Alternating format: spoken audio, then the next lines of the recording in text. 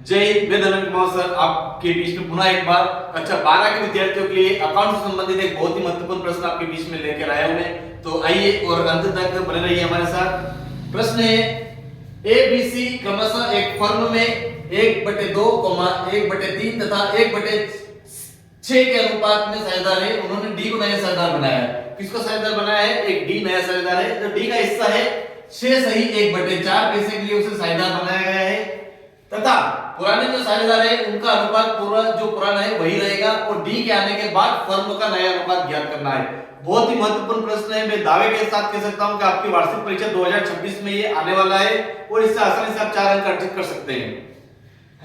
तो बहुत ही आसान प्रश्न है कि एबीसी के जो अनुपात दे रखे हैं, पुराने अनुपात दे रखे हैं 1/2, 1/3 और 1/6 दे रखे हैं, परंतु एक नया साझेदार बनाते हैं जिसका नाम है डी। जो डी नया साझेदार बनता है वो फर्म में उसका भाग कितना है? 6 सही 1/4 पैसे है। तो जो पुराने साझेदार है उनका पुराना अनुपात हुआ का वही रहेगा, परंतु प्रश्न ये कह रहे हैं कि फर्म में उसके पश्चात नया अनुपात क्या होगा। तो आइए और सीखेंगे हमारे साथ। बहुत ही मजेदार प्रश्न है। कक्षा 12 के विद्यार्थियों के लिए आसानी से आप 4 अंक अर्जित कर सकते हैं इससे आप। तो डी किससे ले रहा है? डी ये पता नहीं है हमें कि डी का भाग, हाँ ये पता है कि डी का भाग कितना है? 6 सही 1/4 पैसे, परंतु डी किससे ले रहा है? ना तो ए से ले रहा है, ना बी से ले रहा है, ना सी से ले रहा है। इसका तात्पर्य है कि डी जो अपना भाग है वो किससे लेगा? फर्म से लेंगे। तो आइए हमारे साथ सीखेंगे हम। माना फर्म का भाग, माना फर्म का भाग क्या मानेंगे? ए। अब यहां पर पैसे की बात हो रही है। किसकी बात हो रही है? पैसे की। तो यहां पे क्या लिखेंगे? रुपए। रुपए की बात या पैसे की बात हो तो हमें क्या लिखना पड़ेगा? रुपए या पैसे। हाँ, एक बात आप जानते होंगे 1 रुपए बराबर क्या होता है? 1 रुपए बराबर होता है 100 पैसे। या तो हम ये लिख सकते हैं या करके हम लिख सकते हैं 100 पैसे लिख सकते हैं। तो डी का नया अनुपात, सॉरी डी का भाग क्या है? डी का भाग, डी का भाग, डी का भाग है 6 सही 1/4 पैसा। 6 सही 1/4 पैसा। तो इसको क्या लिख सकते हैं? इसको हल करेंगे। तो इसको हल करने का आसान तरीका क्या है कि जो 4 का गुना करेंगे 6 में और जो उत्तर आए उसमें एक को क्या करना है? जोड़ना है। तो 6 चौक 24 और 1 25, 25/4। तो डी का मान कितना हुआ? 25/4 पैसे। आया विद्यार्थी अगर आपको समझ में? बहुत ही आसान तरीके से ट्रिक बताने जा रहा हूं मैं आपको, अंत तक बने रहिए हमारे साथ। तो फर्म का भाग कितना है? 100 रुपए, सॉरी 100 पैसे। 100 पैसे में से डी अपना भाग लेगा तो 25/4 भाग है। 25/4 भाग है ना डी का। तो इसके बटे में कुछ भी तो क्या मानेंगे? 1 और 4 का लघुत्तम लेंगे तो 1 और 4 का लघुत्तम कितना हो जाएगा? 4। आया तक आपको समझ में? इसके बाद 1 के बारे में 4 आता है, 4/4 का गुना 100 में करेंगे तो 400, या फिर आपका आसान तरीका है कि 1 का गुना 4 में करेंगे तो 4, 4 का गुना 100 में करेंगे तो 400, ये माइनस का चिन्ह ऐसा कैसे? और 1 का गुना 25 में करेंगे तो 25। ठीक कटेंगे तो 375 बटे में 4। ये फर्म का शेष भाग आया। फर्म का शेष भाग का तात्पर्य ये है कि जो डी नया साझेदार आता है, डी नए साझेदार को देने के बाद जो शेष राशि बचती है उसको बोलेंगे शेष भाग। तो ये हमारा शेष भाग, शेष भाग। हाँ, पर हमारी बात हुई थी कि जो पुराने साझेदार है, पुराने साझेदार का भाग वो वही रहेगा 1/2, 1/3 और 1/6। तो जो ए बी सी है उनका भाग हमें इनको इंक्लूड करना, मतलब ये भाग वापस इनमें हमें सबमिटेड करना है, डालना या पुट करना है। तो ए का नया अनुपात, ए का नया अनुपात, नया अनुपात।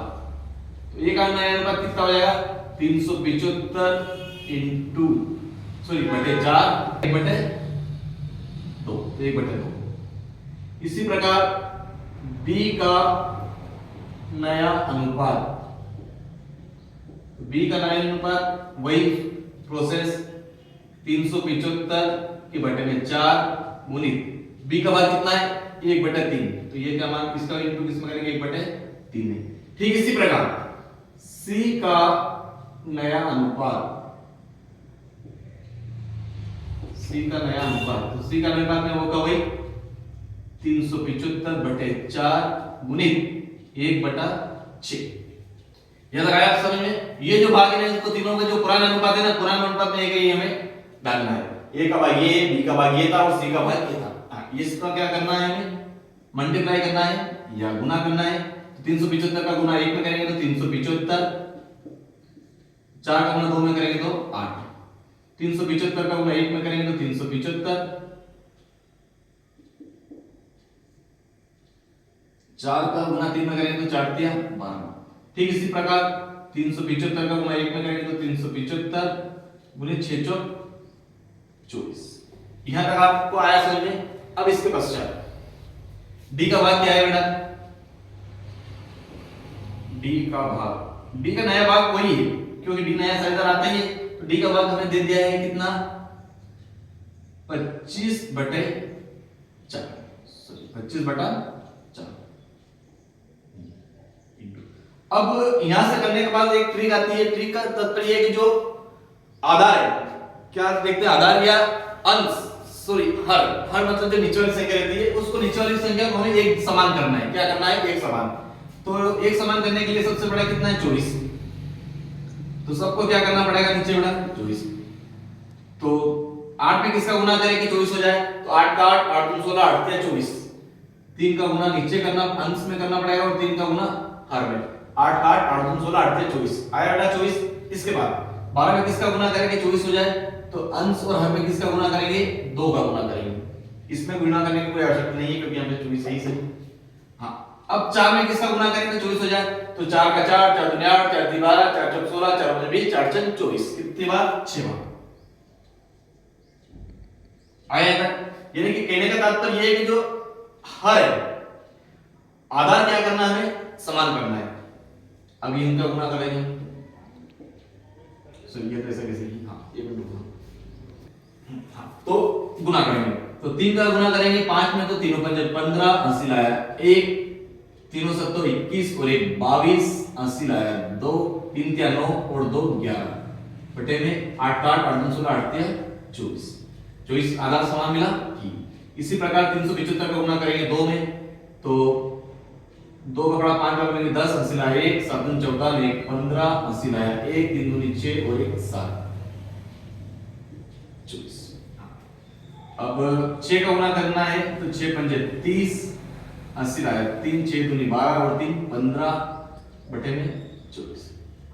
तो आधार सबके समान आया, 24 24 24 24। मतलब ए बी सी डी चारों के आधार क्या आए हमारे पास, समान आए, 24 24 24 24 आए। यहां तक आपको समझ में। तो नया अनुपात क्या हो जाएगा, a comma b comma c comma d या डी लिख सकते हैं, का नया अनुपात, का नया अनुपात